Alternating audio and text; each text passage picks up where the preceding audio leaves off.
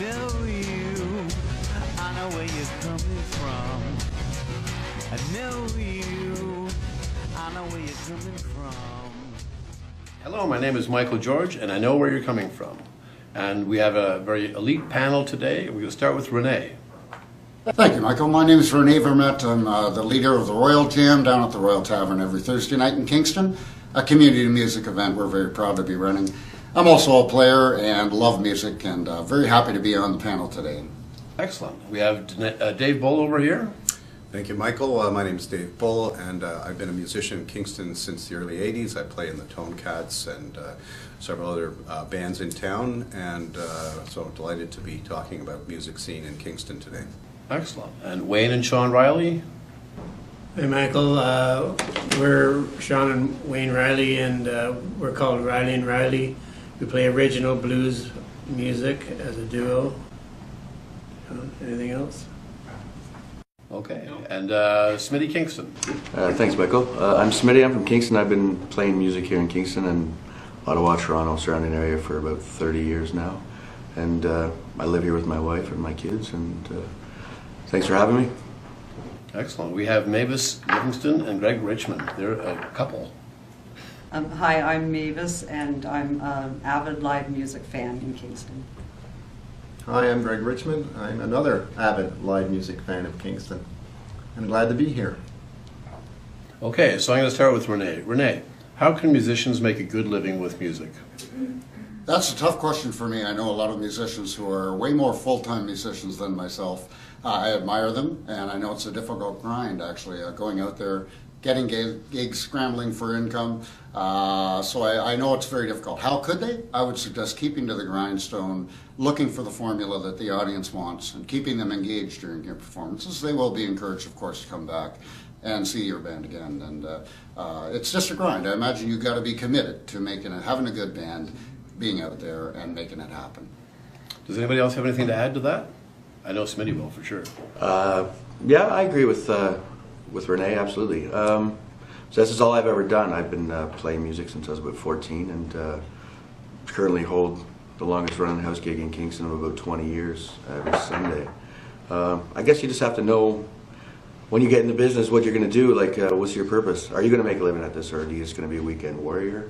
And if you are, then just remember when you go play pubs that you're not there to entertain yourself, you're there to entertain everybody else and sell beer and make people dance. So just, yeah, that's a good way to make a living at playing music if you're going to do covers. Okay, and Mavis, what do you think? Well, I do have some opinions about this, even though I'm not a musician. I really believe that the bars and downtown Kingston as a community need to get more involved in helping musicians, and I think there's an untapped market of people between 45 and 60 that would come out and see live music if it started earlier in the evening. And I also believe that if the bars would charge a small cover charge to help pay for these bands, it would make a big difference. Absolutely. Wayne and Sean, I know you guys do a lot of original music. Just what's your take on this? I think to be successful in terms of having a hobby that you enjoy very much is probably our goal. Very few people make a true living in the Kingston area on music, playing every single weekend. We're fortunate to have a few of those people here today who do that. We don't. We're very happy to play on the weekends and as often as we like, and to enjoy our hobby. So, different take.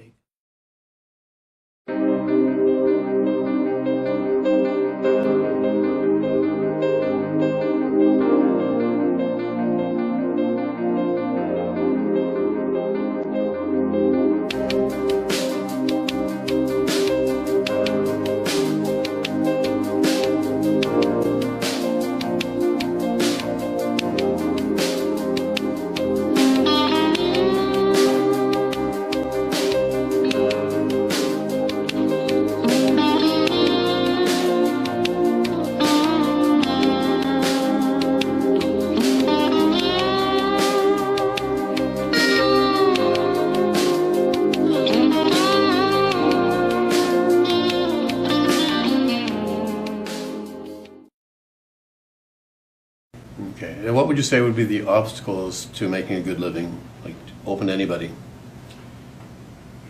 Go ahead, Dave. If you are trying to make a living in one town, you have to be nimble and you have to be able to come into the gig that you're at, and as Smitty said, size up the room, and if you don't have a large enough repertoire, you might not be able to adapt. So I might go into a gig expecting to play modern covers and find that I have a bunch of seniors there, and I have to be able to flip on a dime and be able to play older stuff, Buddy Holly or whatever. So I think the most important thing is if you play in one town, you have to have a large variety of music so you don't bore the people and that you can accommodate them, whereas if you go from town to town, you can play the same set and that's not a problem. So it's either lots of music and lots of variety in one town or lots of variety of towns with one type of music. So for me, the way I've done that is to try to keep the standards high and the repertoire large. Okay. Now I know that, to make an actual living just doing music, like gigging, is very difficult. So, Smitty, this one's for you. Like, what other things can you do as a musician to be able to pay the bills? So I mean, to supplement, I mean, when it comes fall and winter time, the gigs obviously slow down because it's cold. People don't want to go out. It's no tourists too, right? No tourists, and then obviously there's no patio gigs. There's no private parties. There's stuff like that you make extra income doing in those times. But there is, like Dave's, I agree with my friend Dave, it's there's a living to be made if you commit to it, and just know that what you're out there doing is play the covers that get people tapping their toes and selling beer, because really that's if it's your job, that is your job, is to sell beer and put bums in the seats. Right. And now I'm going to show you how it works. As you can see, it shows you all of the cabs in your area, and then you just have to input your exact address, and the location tracker on this is pretty amazing. So and then you add a destination. You can choose from your favorites, or you can actually just put in any address, and it'll give you an estimated fare fee. Pretty cool. It's a simple, safe, secure way to support a local business. Why not give it a try? I mean, I know that really nowadays you have to, because nothing's really changed pay-wise for the last 25, 30 years. It might even have gone down. May have gone down. But it depends on what type of gig you're talking about, right? So I would, for example, have, I had a tribute show for Buddy Holly. We play at theaters. That would be 300 people paying $30 a ticket and go to see that, and it's a specific time, specific show, very well rehearsed, and then, so you get calls for that. And then I play in the Bon Evans band, which is my stepson that's an original band, so there's gigs for that, and that could be, city gigs or whatever, and then you play a cover band, like I have a general cover band called the Tone Cats. And so if you cover a lot of different spots, from rockabilly to original music to a theatrical tribute show and a standard top 40 band, that phone's going to keep ringing because you're not shoehorned into one thing. Go ahead. So I just want to touch what Wayne said with Logan Brown. Logan is a perfect example of a young guy going out there that knows that this is what he wants to do and make a living at it.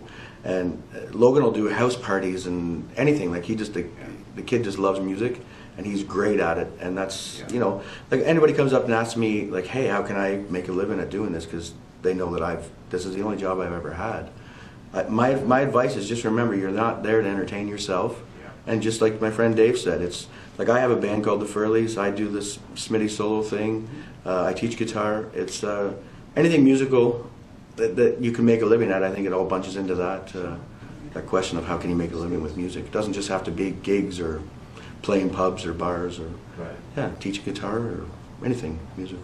And Michael, another point from just a music fan is that when you go see a band and they're playing the same song in the same order, in the same set, you know what I mean? And then you get kind of tired of that, so a fresh repertoire, like they said before, and change it up a little. Yeah, absolutely. Sometimes we even know what jokes they're going to say between songs. We can recite it along with them. I would do that if I could actually remember jokes, but I can't actually do that. Well, it's a beautiful thing, the most heavenly sin, won't you try it? Let your spirit groove, and the earth will move if you don't fight it. So, Renee, you've been doing like a long-standing jam, an open jam at the Royal for I know that was just recently you had like your 210th or 15th show or something like that. What kind of people show up there, both as far as the audience is concerned and the kind of musicians? Well, I must say, no matter what era we live in, people always want live music. It makes them feel good, it connects them with friends, and where we are down at the Royal Tavern, at the Royal Jam, we've got that in abundance, and I feel very fortunate to be a part of that super creative, improvisational event every single week. It is a venue for those musicians, people like myself who love to play. Whether they get up regularly or not, they have an opportunity to do that. With other great players and wannabe players and people who are improving their craft. Yeah, it's very satisfying, and it's awesome to see people like Mavis and Greg and others in this room, Wayne and Sean Riley, regular people at the Jam. It's a wonderful social connection as well as your advancement in musical appreciation. Well, I was there 2 weeks ago, and the place was packed, and your board that you have all the musicians was jammed, so that was fantastic. That was really fantastic. Would you guys say, and gal, that you can actually make a living really if you are committed, if you work hard, you know, like not just at your craft, because we all know that it's not just about your craft, right? It's not just about being a good musician. Like, it's the whole thing, right? So would you say that it's possible that you could actually, as a young person, decide, you know what, this is what I'm going to do, and make a living and actually be able to support a family if you've got the ability to be able to, you know, some talent at least? It's not just talent; it's also entertainment. You are there to make people enjoy themselves. You have to work on your craft. I mean, when we did our Buddy Holly show, that's one where we actually had jokes and we tried them 3 times, and when they worked, we would stick with them. So yeah, I mean, it's not just a musicianship. There's also the holding the guitar up. There has to be eye candy for people. There has to be ability, like Smitty's very good at connecting with audiences. You have to make them laugh, make them feel comfortable, invite them in, and share that experience. It's not just about musicianship, although that's very important. I think you are there to entertain people. They have other things they can do in the evening which don't include music. Convince me to stay and stay for longer than a drink or so, and you know, that's our goal, is to try to invite people into our living room for the evening and to enjoy. You have to engage the audience, right? You have to engage them. Yeah. So can I just run through the whole panelists? Everybody has any last words about the main question, like how can musicians make a good living? Just wrap up. Well, I personally, if I may, just want to say, although I'm not a full-time musician, I have a super appreciation for those people who are people like Dave and Smitty, others who are devoting their life to music. I certainly understand the passion of it, and I've decided to make my living in other ways, my principal income, but sure do love it that these guys are doing just that. Wayne, Sean, you have anything to... Oh, when I was like growing up, just getting into music and like really getting into like rock and roll and discovering everything, and I wanted to play guitar and you know, start playing in bands. It was never a money, you know, I was never concerned about making a living or money or anything like that. Thank goodness. Yeah, I think, you know, when you get older, you have to start thinking about that stuff. But I think just remembering, you know, where you came from and you know, the reward I get out of it now is just playing, like people coming up to me and telling me they really enjoyed the experience of hearing us play, and that's what I really get from it. Well, I've heard you play and sing, and I know it comes from a place of passion within you. Like, it's really obvious, right? So, Smitty. Yeah, so, yeah, I agree with my friends that just spoke. You do, when you, like I said, I started it when I was 14, and I started as playing and making money, 15, 16, and so on, and here we are. I'm 44 now, and you know, and like Dave said, it's not just about going out solo or whatever. Dave did the Buddy Holly thing, very successful. You know, sometimes I go DJ a wedding, sometimes I teach guitar, sometimes I sell one of my guitars. But it's all musical for me. It's all I've ever done. Like my dad told me when I stopped playing hockey, I better figure out what I want to do for a living, and I said, buy me a guitar. Yeah. Here we are. Industry, right? It's all music industry. Everything I've done has always been music. I don't know how to do anything else, so I'm very thankful that I've been able to make a living at it and to continue to, and I still just love the music business. Okay, and Mavis and Greg, because there'd be no point doing this if it weren't for people like you that are always out, always like supporting live music, like virtually every night. Yeah, thanks for coming out last night. Seriously. And being here today. And I think also maybe a cover charge might be. Yeah. Kingston does not have cover charges, which is You go anywhere else, you go to Toronto where you don't get in to see an act without paying cover. Yes. Yeah, well, we're going to actually discuss cover charges in one of our other shows here, because that is a growing concern, you know, and it's very important. It really is important. Amy's Taxi app. Service second to none. Well, that's all from me. Have a good one.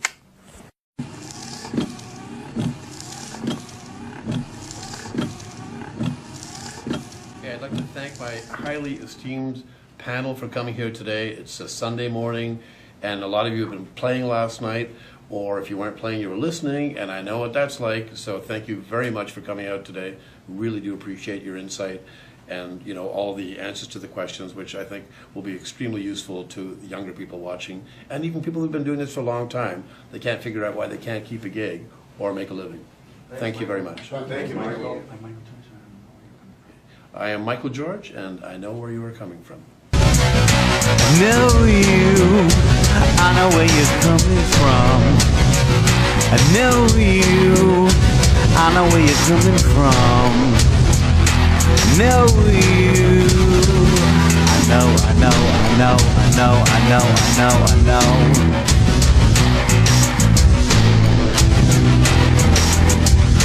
Know you.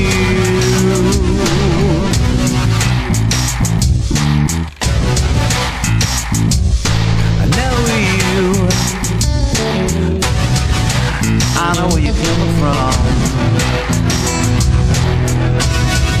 I know you. I know where you're coming from. I know you. I know where you're coming from. I know you. I know where you're coming from.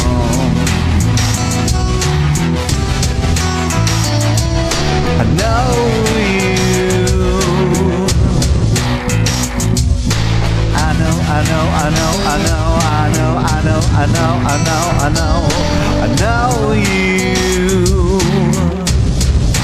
I know where you're coming from. I know where you're coming from. I know where you're coming from. I know where you're coming from.